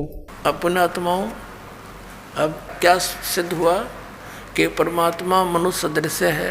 पवित्र वेदों ने बता कि वो परमात्मा धूलोक के तीसरे पृष्ठ पे यानी ऊपर तेजो में, धूलोक माने तेजो में, लोक में वो परमात्मा विराजमान है और मनुष्य सदृश है, राजा के समान दर्शनीय है, वहाँ से चलकर आता है, अच्छी आत्माओं को मिलता है। तो ये लीला करी किसने है? परमेश्वर कबीर साहब ने, काशी वाले दानक परमात्मा ने, काशी वाले जुलाहे ने की। तो who is God? Kabir is God. Maharaj ji, परमात्मा किन किन महापुरुषों को मिले? जिन महापुरुषों को परमात्मा स्वयं मिले और जिन महापुरुषों को परमात्मा आकर मिले वो स्वयं ही आकर मिले, उनका एक विधान है, वो ऐसी ही लीला करते हैं। वो ऐसी लीला करते ही करते हैं जैसे हमारे वेद प्रमाण करते हैं। ऋग्वेद मंडल नंबर 9 सूक्त 86 मंत्र 26 और 27 में, ऋग्वेद मंडल नंबर 9 सूक्त 82 मंत्र 1, 2, 3 में, ऋग्वेद मंडल नंबर 9 सूक्त 54 मंत्र 3 में, ऋग्वेद मंडल नंबर 9 और सूक्त 94 के मंत्र 1 में, ऋग्वेद मंडल नंबर 9 सूक्त 95 के मंत्र नंबर 2 में, ऋग्वेद मंडल नंबर 9 सूक्त 96 के 96 के 16 से मंत्र 16 से लेकर 20 में, ऋग्वेद मंडल नंबर 9 सूक्त 20 के मंत्र 1 में, ऋग्वेद मंडल नंबर 9 सूक्त 1 मंत्र 8 और 9 में। और भी अनेक स्थानों पर यह प्रत्यक्ष प्रमाण है कि परमात्मा ऊपर रहता है सतलोक में, तेजो में, लोक में, धाम में। वो एक पृथ्वी है जो स्वप्रकाशित है, वहाँ परमात्मा एक राजा के समान विराजमान है।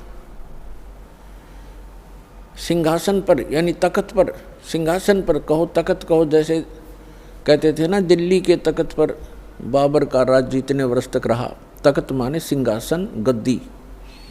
तो अनंत कोट ब्रह्मांड के कंट्रोलर के सिंहासन यानी तख्त पर वो परमात्मा राजा के समान विराजमान है और वहाँ से गति करके आते हैं, अच्छी आत्माओं को मिलते हैं और उनको यथार्थ ज्ञान कराते हैं, अपने से परिचित कराते हैं।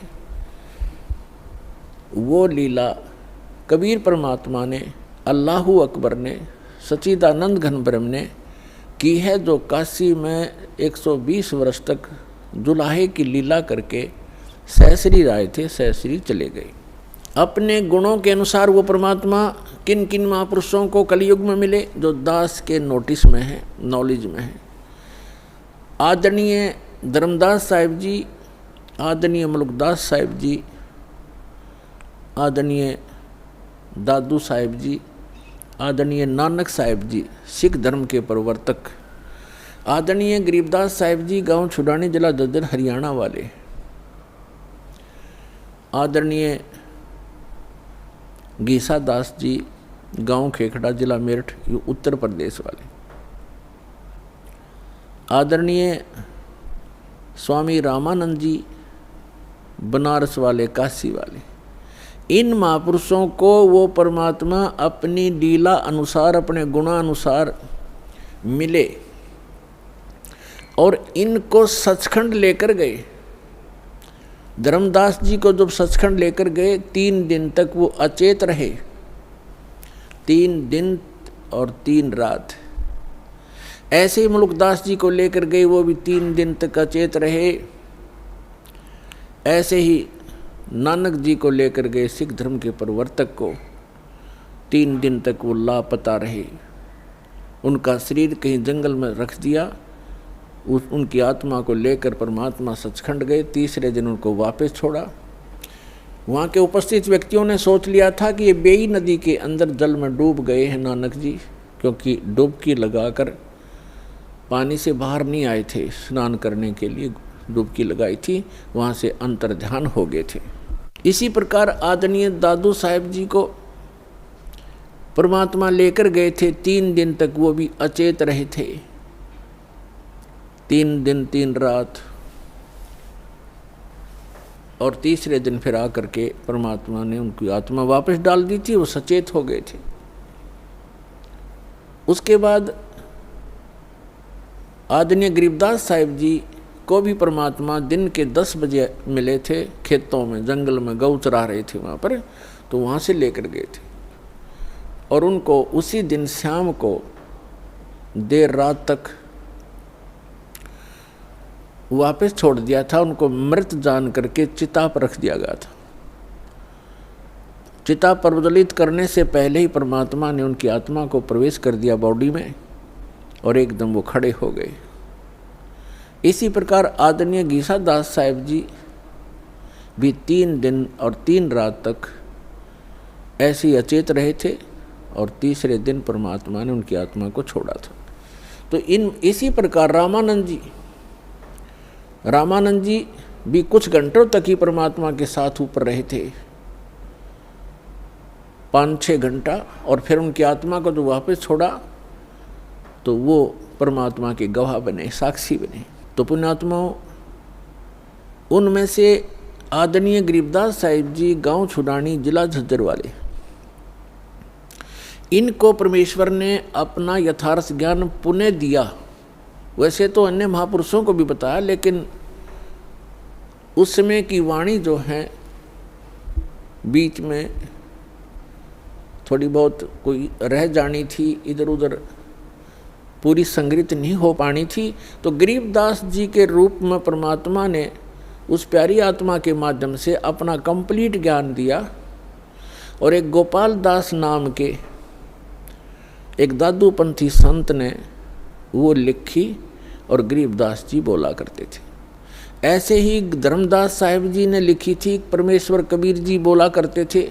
लेकिन इतने समय गुजर जाने के बाद उसमें मिलावट हो जाना स्वाभाविक था, इसलिए परमात्मा ने आदरणीय गरीबदास साहिब जी के द्वारा अपना यथार्थ ज्ञान पुनः प्रकट करवाया।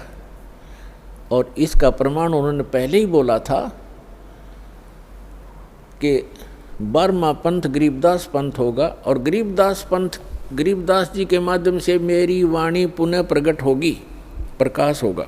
तो गरीबदास जी ने बताया है, हम सुल्तानी नानक तारे दादू को उपदेश दिया, जात जुलाहा भेद न पाया यो काशी महे कबीर हुआ। गरीबदास साहिब जी कह रहे हैं कि हम इंक्लूडिंग मी यानी गरीबदास सहित नानक जी को, अब्राहिम सुल्तान अधम को और दादू जी को कहते हैं। पर गरीबदास साहिब जी कह रहे हम सब को पार किया। किसने? परमात्मा कबीर जी ने। और कौन है वो कबीर जी? जो धानक रूप में, जुलाहे रूप में काशी में 120 वर्ष तक रहे थे। वो परम अक्षर ब्रह्म, वो सत्य पुरुष, वो अकाल मूर्त हैं, वो शब्द स्वरूपी राम है। हम सुल्तानी नानक तारे दादू को उपदेश दिया, जात जुलाहा भेद न पाया वो काशी महे कबीर हुआ। अनंत कोटि ब्रह्मांड का एक रति नहीं भारे, सतगुरु पुरुष कबीर हैं कुल के सिरजनहार। आदरणीय नानक साहिब जी ने कहा, जो गुरु ग्रंथ साहिब के पृष्ठ नंबर 24 पर अंकित है वाणी कि एक सवान दुई सवानी नाल भलके भोकाई सदा बिहार, कूड़ छुड़ा जूठा मरदार, ये धानक रूप रहा करतार। तेरा एक नाम तारे संसार में, ए हो आस ए है आधार।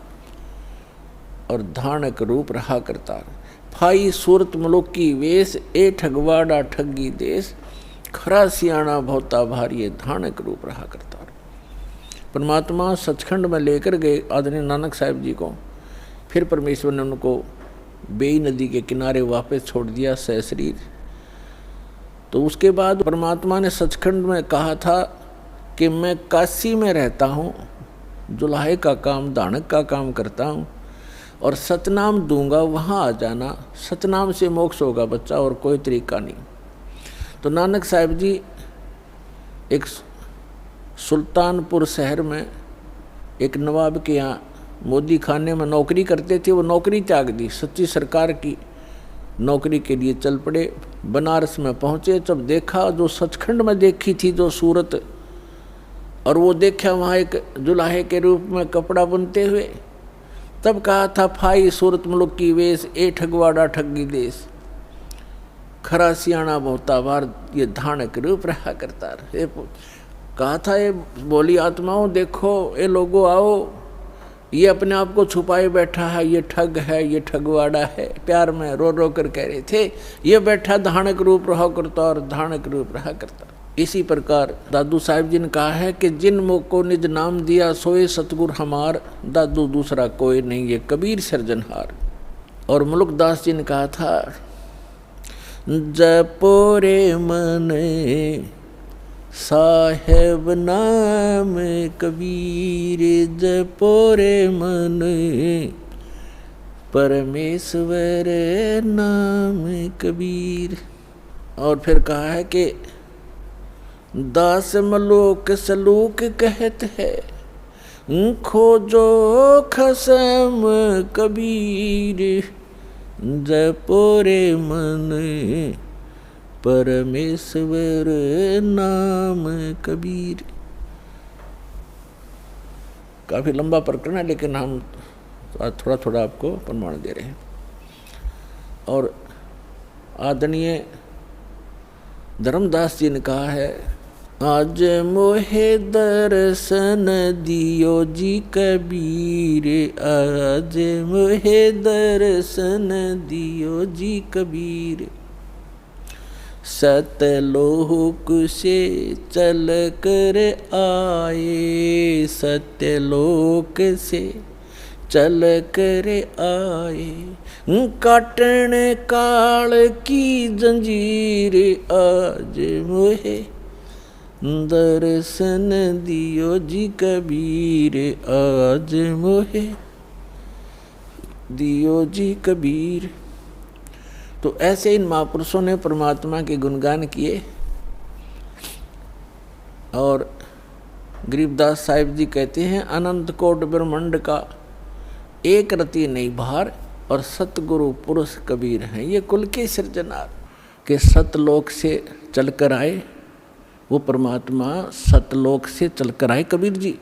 और गरीबदास जी भी कहते हैं कि अलल पंख अनुराग है सुन मंडल रह थीर, दास गरीब उधारिया में सतगुरु मिले कबीर। और अजब नगर में ले गए हमको सतगुरु आने। धर्मदास जी कहते हैं, अमर लोक से सतलोक से चलकर आए, काटन यम की जंजीर। मुल्कदास जी भी कहते हैं कि अमरलोक से चलकर आए, काटन यम की जंजीर। तो इसी प्रकार सभी महापुरुषों ने जिनको परमात्मा मिले हैं, रामानंद जी ने कहा कि दो ठौर है एक तू, भया एक से दो। और गरीबदास हम कारणे तुम आए हो मगजो, वहाँ से चल कर आए हो। मगजो माने यो सफ़र तय करके आए हो, इतना लंबा हमारे लिए आए हो। अपनात्माओं, ये तो स्पष्ट हो गया कबीर इज गॉड।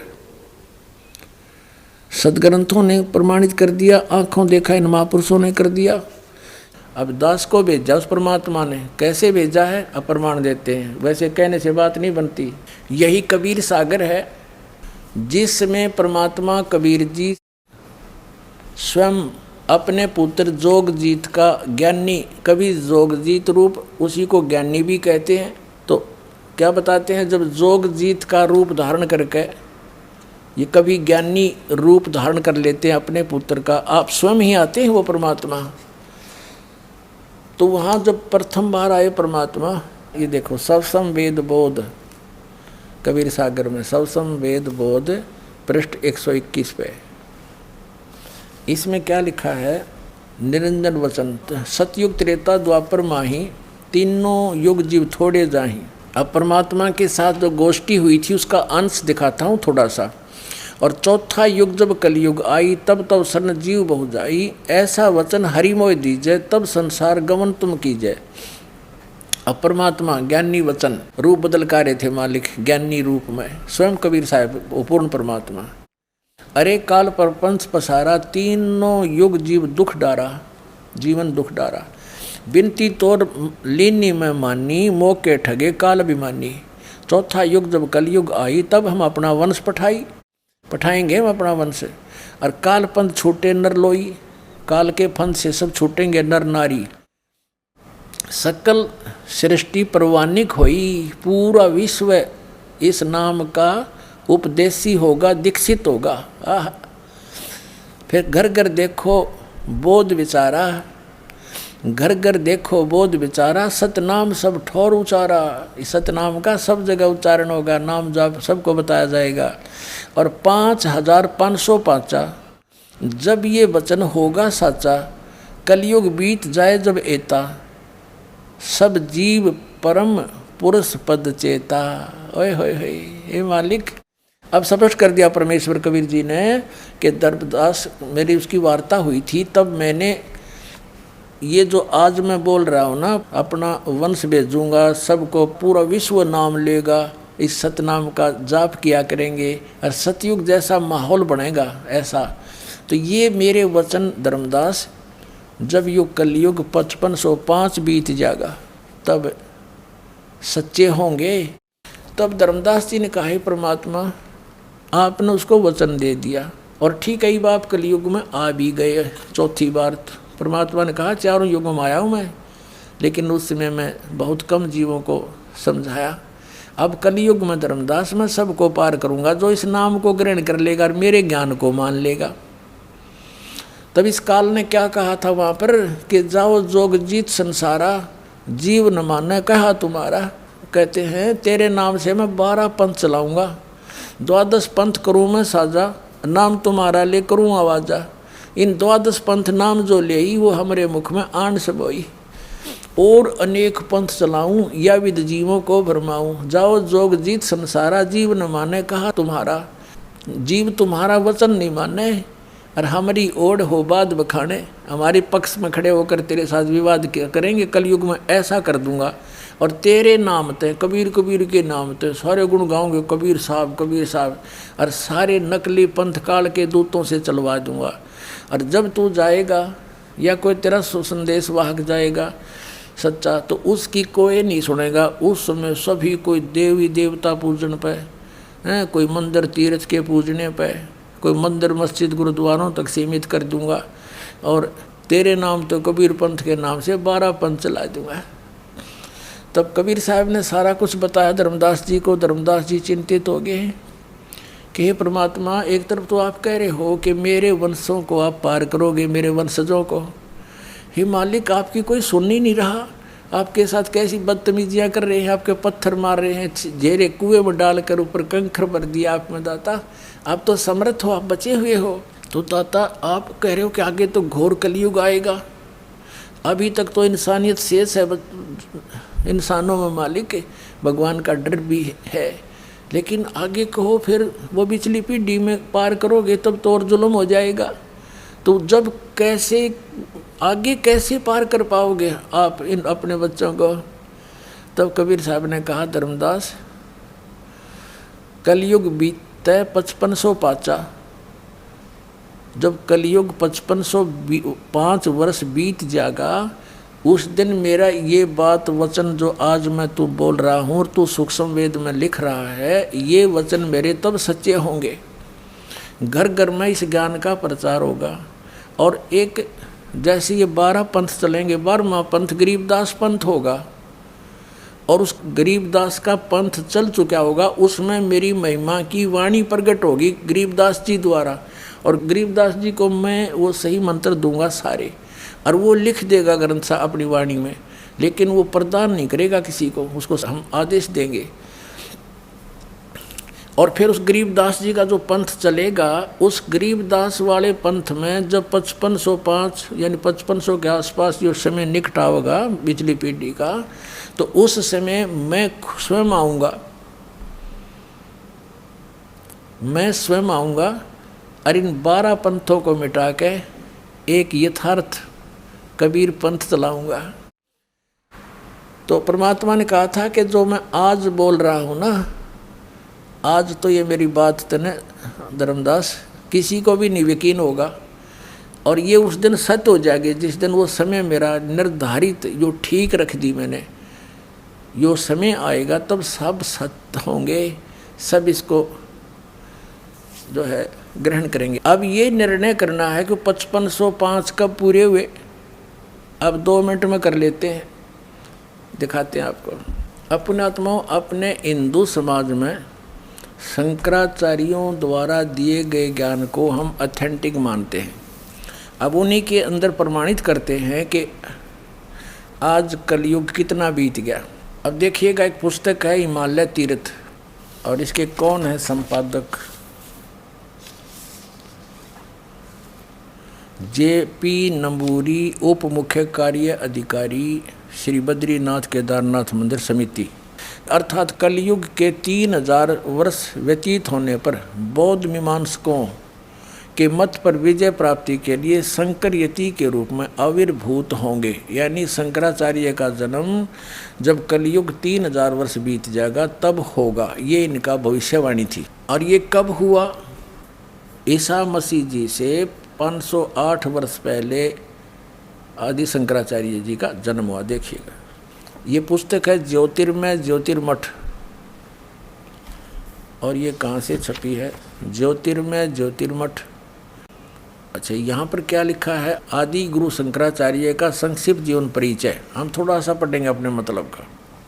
गुरु परंपरागत मठों के अनुसार उनका आविर्भाव, किनका?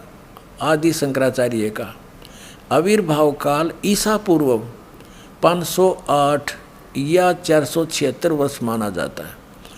अब 508 है ईसा पूर्व, 32 वर्ष की आयु में इनकी मृत्यु होगी। 30 में से 32 कम कर दो, 476। ये जब तक ईसा तक नहीं पहुंचेंगे तब तक ये उल्टे चलते हैं कैलकुलेशन, इधर को बढ़ेंगी तो वो घटेंगी। तो ईसा से 508 वर्ष पूर्व श्री शंकराचार्य जी का जन्म हुआ। ठीक है, अब इधर से हम गिनेंगे तो ईसा जी का जन्म हम सन 2000 से काउंट करें, आसानी से हो जाएगा। सन 2000 को आदि शंकराचार्य को कितना समय हो गया था जन्म हुए ने? 2508 वर्ष, सन 2000 को। और उस समय कलयुग कितना बीत चुका था? इन्हीं के उस ज्योतिर्मय ज्योतिर्मठ पुस्तक के आधार से उसमें ऊपर से गिनेंगे तो 3000 वर्ष कलयुग बीत चुका था। और जब उनका जन्म हुआ तो अब से गिने तो उस समय को जब 3000 वर्ष कलयुग बीत गया था, सन 2000 से गिने तो 2508 वर्ष वो जोड़ दें उसमें, तो 2000 सन 2000 को योग कलयुग कितना बीत गया था? 5508 वर्ष। अब हम 5505 खोजेंगे, वो कद पूरा हुआ। अब 5505 कलयुग कब पूरा होता है? तो सन 2000 को, तो 5508 बीत गया कलयुग। अब 3 पीछे चले जाओ, 1997 में 5505 वर्ष कलयुग बीत चुका था, यानी 5505 आ गया में सोच लो कलयुग। तो अब वो 5505 1997 का फिर क्या रहस्य है? परमात्मा इस दास को फाल्गुन सुदी एकम सन 1997 मार्च में इस दास को कबीर परमात्मा मिले थे। उन्होंने कहा था कि बेटा अब वो समय आ गया है, डिस्क्लोज कर दे इस पूरे प्रोसेस को। बोलो सतगुरुदेव।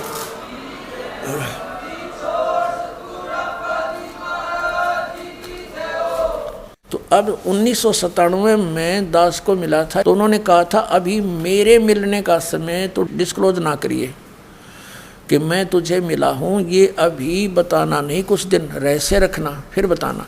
सन 2005 में इस दास ने एक पुस्तक लिखी थी, भक्ति और भगवान। उसके अंदर प्रमाण की दिया था कि किस किस को वो मालिक मिले, कैसे उस दृश्य को सतलोक को देखा, वापस छोड़ा, कौन से मंत्र दिए। तो उनके साथ साथ दास ने कहा था कि इस दास को भी मिले और इस समय मिले। और एक पुस्तक है आध्यात्मिक ज्ञान गंगा, ये सन 2008 से चल रही है। उस समय से इसके अंदर भी एक चैप्टर है, उसमें दिखाता हूँ दास ने इसका पहले वर्णन कर रखा है। ये ना सोचना कि अभी बनावटी बातें बना रहे हैं, नहीं, ये पहले से ऑलरेडी लिखा हुआ है। 1994 में दास को ये नाम मिला, ये मंत्र आदेश दिया मेरे गुरुदेव ने नाम देने का। तो 1994 में स्टार्ट हुआ, 95, 96, इन 2-2.5 साल में कोई ज़्यादा संगत हमारी बनी नहीं। तो कहने का भाव ये है कि तब परमात्मा ने 1997 में कह दिया कि अब इसको खुले दिल से दे दे, अब सब देख लेंगे, इनको अब चलने दे।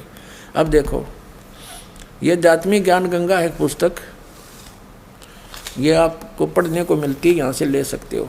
इसके 538 पृष्ठ पे एक अध्याय है यथार्थ कबीर पंथ परिचय।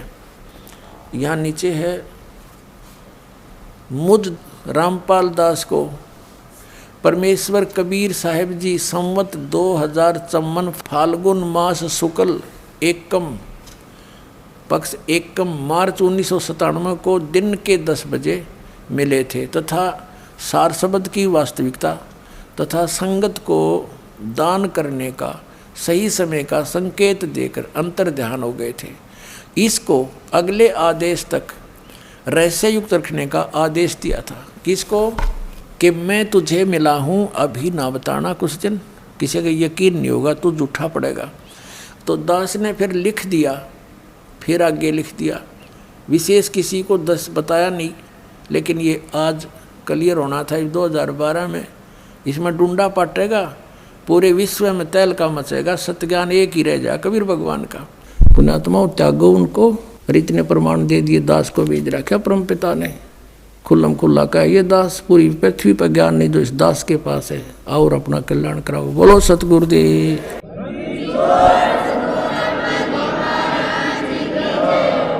तो कबीर साहब जो हैं ये संत मत के प्रवर्तक हैं, और यही स्वयं परम अक्षर ब्रह्म है। और वेदों और गीता से प्रमाणित हुआ कि स्वयं वो आते हैं, सहशरीर आते, सहशरीर चले जाते हैं। उन्होंने ऐसी लीला की थी, सहशरीर आए थे और मगर से हजारों लोगों के सामने सहशरीर चले गए थे। और यही वेद बताते हैं, सहशरीर आते हैं, अच्छी आत्माओं को मिलते हैं, उनको ज्ञान सुनाते हैं, और वो ज्ञान तत्व ज्ञान होता है। और वो ज्ञान इस दास के पास आज विद्यमान है। अपना कल्याण करवाओ और चलो सतलोक चलेंगे, सदा के लिए सुखी हो जाएंगे। पुण्यात्माओं, आज चाहे कोई ज्ञान से आ गया और चाहे कोई दुखी होकर आ गया, यहाँ पर जो आज कोई संकट निवारण के लिए आया है, तो वो संकट आपके लिए वरदान सिद्ध हो गया, और इससे आपका संकट भी दूर होगा और आपकी मुक्ति भी होगी। ये गिर पड़े रहे शरण में। तो अब किसी का भ्रम ना रहना चाहिए।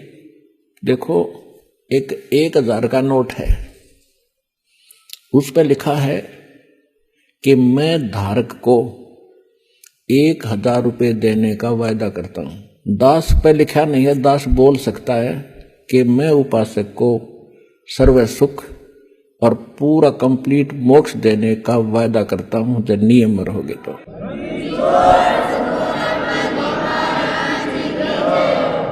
ऐसे प्रत्यक्ष प्रमाण दिखा दिए, ऐसा भगवान है, ये उसका विधान है, इस भक्ति से भगवान प्राप्ति होगी। ये वेदों में प्रमाण, ये गीता जी में प्रमाण, ये उन महापुरुषों की वाणी में प्रमाण जिन्होंने भगवान पाया है। ये मंत्र है, और इस मंत्र का अधिकारी इस पृथ्वी पर इस दास के अतिरिक्त कोई नहीं है। इसको अभिमान समझो चाहे तत्व ज्ञान समझो, ये आपकी अपनी सोच है। तो पुण्यात्माओं, अब मोक्ष होगा आपका, क्योंकि जो परमात्मा की शरण में यहाँ आ जाएंगे, मोक्ष गारंटीड है। और यहाँ रहोगे इतना ठाठम ठाठ, ये सारे सुख देगा आपको जो आवश्यक होंगे, आपकी उम्र बढ़ाएगा, आपके रोग नाश करेगा, आपकी 101 पीढ़ी को पार करेगा। परमात्मा सत्कर मान लेना।